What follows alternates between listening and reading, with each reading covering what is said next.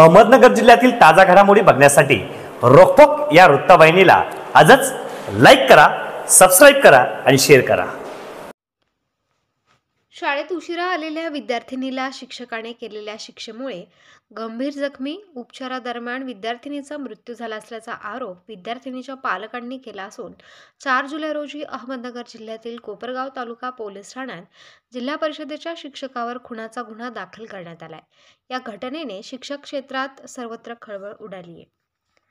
दरम्यान या घटनेबाबत कोपरगाव तालुका पोलीस ठाण्यामध्ये विद्यार्थिनीची आई उमा दीपक भोसले वय वर्ष 35 यांनी दिलेल्या फिर्यादीवरून शिक्षक सुनील दिगंबर हंडे वय वर्ष 45 राहणार निवारा कोपरगाव शहर यांच्या विरुद्ध गुन्हा रजिस्टर नंबर 246/2024 भारतीय दंडविधान कलम 302 प्रमाणे गुन्हा दाखल करण्यात आलाय।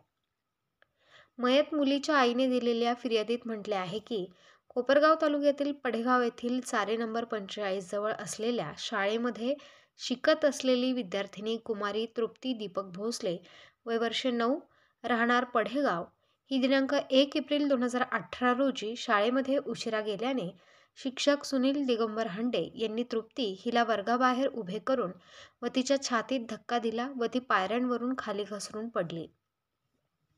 यात ती गंभीररित्या जखमी झाली। तसेच तिला पुढील उपचारार्थ रुग्णालयात दाखल करण्यात आले होते।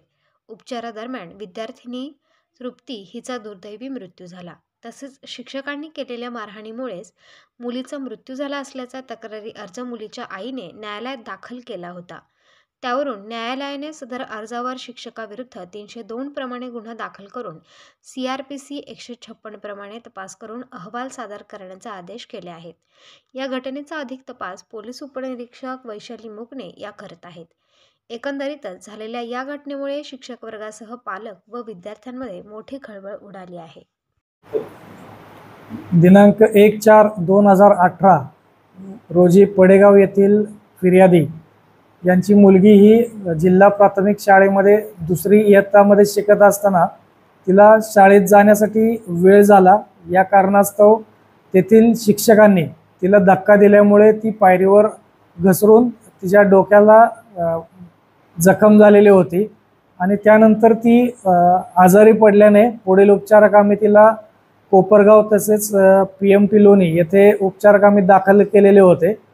उपचारादरम्यान ती मयत झालेली आहे। त्याच्यानंतर यातील फिर्यादी यांनी माननीय न्यायालयामध्ये 156(3) अन्वये यातील आरोपी यांच्या विरुद्ध गुन्हा दाखल होण्यासाठी अर्ज दिल्याने मान्य न्यायालयाच्या आदेशाने आज रोजी कोपरगाव तालुका पोलीस ठाणे येथे सदर शाळेचे शिक्षक यांच्या विरुद्ध बाधवी कलम 302 अन्वये गुन्हा दाखल करण्यात आलेला आहे। पुढील तपास करत आहोत। आरोपी अटक नाही आहेत।